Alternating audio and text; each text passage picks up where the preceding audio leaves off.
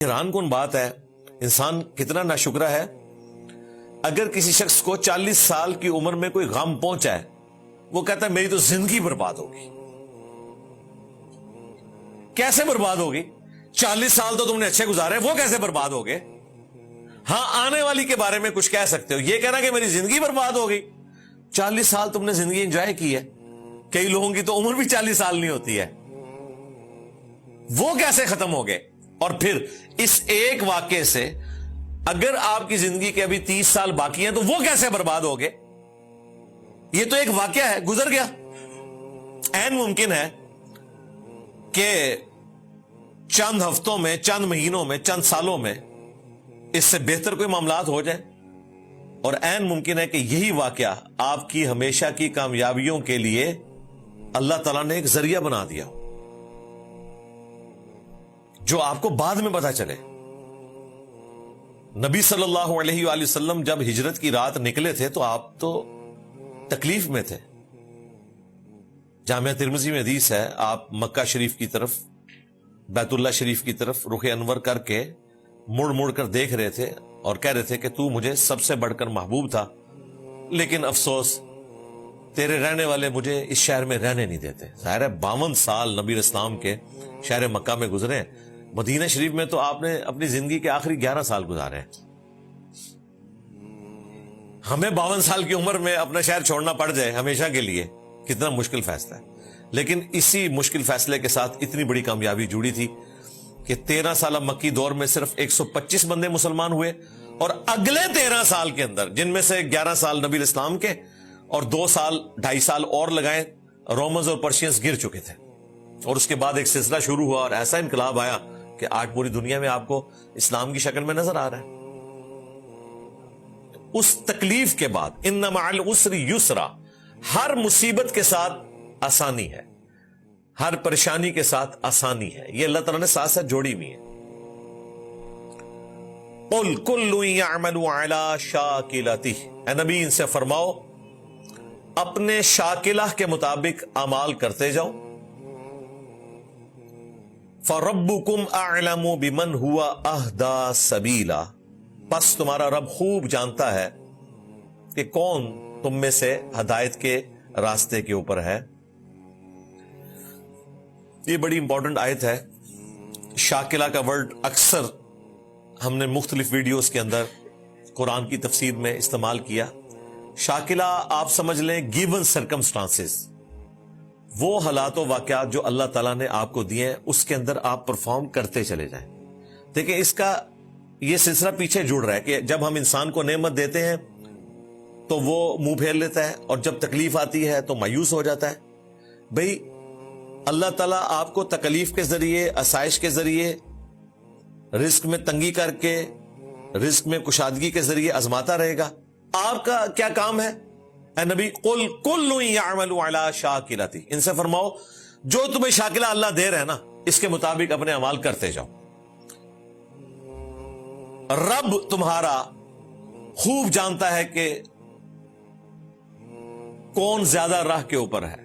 وہ اللہ تعالیٰ قیامت کے دن فیصلہ کرے گا کہ کسی شخص کو کیسے حالات دیے گئے تھے، اس کے اندر اس نے کیسا پرفارم کیا۔ شاکلہ سرکمسٹانسز، حالات و واقعات، یہ اللہ نے دینے ہیں، اور ہر بندے کے یہ مختلف ہیں۔ یہ اللہ ہی ہے جو حساب رکھ سکتا ہے کہ اس شخص کو اس شاکلہ کے اگینسٹ آخرت میں کیا انعام ملنا چاہیے۔ دنیا میں آپ کورسز بناتے ہیں، ایک ہی کورس سے سب کو گزارتے ہیں، ایک جیسا سلیبس ہوتا ہے، تو فیصلہ کرنا آسان ہے، لیکن یہاں تو ہر بندے کا جو حالات و واقعات والا معاملہ ہے وہ بالکل ڈیفرنٹ ہے، عمریں تک ڈیفرنٹ ہے۔ وہ شاکلہ اللہ نے ڈیفائن کیا ہے کہ کس شخص نے کہاں پیدا ہونا ہے، اس کے ماں باپ کون ہوں گے، کس جگہ پہ پیدا ہوگا، اس کی صحت کیسی ہوگی، اس کی آنکھوں کا رنگ کیا ہوگا، اس کے ماں باپ کون ہوں گے، یہ اللہ تعالیٰ نے ڈیفائن کر دیا ہے۔ انہی حالات و واقعات کے اندر اس نے اپنی پرفارمنس دینی ہے، باقی اب اللہ کی مرضی ہے کہ اس کے بارے میں کیا فیصلہ کرے۔ اسی لیے قیامت کے دن نیکیاں تولی جائیں گی، گنی نہیں جائیں گی۔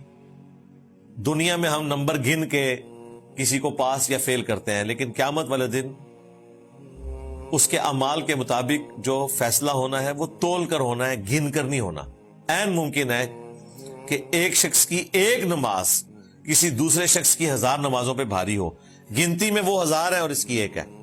اللہ نے اسے حالات و واقعات ایسے دیے۔ میں نے اکثر ایک بڑی موٹی سی مثال دی ہے کہ ایک وہ شخص جو گرمیوں میں جون جولائی کے سخت مہینے میں سڑک کے کنارے کھدائی کرتا ہے اور اس کا ٹھیکیدار اسے یہ اجازت نہیں دیتا کہ وہ مزدوری چھوڑ کر مسجد میں جماعت سے نماز پڑھے، اور اس کا ذریعہ معاش وہی ہے، اور وہ شخص اپنی مزدوری کے دوران وہیں پر کپڑا ڈال کے نماز پڑھ لیتا ہے۔ عین ممکن ہے کہ اس کی ایک نماز کسی ایسے شخص کی 1000 نمازوں پر بھاری ہو جسے اللہ نے ایسے حالات و واقعات دی ہیں کہ وہ بیت اللہ شریف کے پاس واکنگ ڈسٹنس پہ رہتا ہے اور اس کا ذریعہ آمدن بھی بہت اچھا ہے، اور وہ ایئر کنڈیشن گاڑی میں بیٹھ کے ساری نمازیں حرم شریف میں ادا کرتا ہے۔ وہ شاکلہ اللہ کا دیا ہوا ہے۔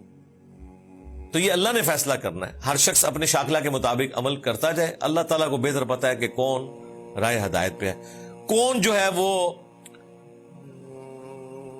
50 نمبروں میں سے 45 لے سکتا تھا لیکن اس نے لیے 20، اپنے آپ کو خراب کر لیا۔ اور کون تھا جو لے ہی بیچارہ 20 سکتا تھا حالات و واقعات میں، اور اس نے 15 لے لیے اور وہ کامیاب ہو گیا، کیونکہ اس کے حالات و واقعات اسے اجازت نہیں دیتے تھے۔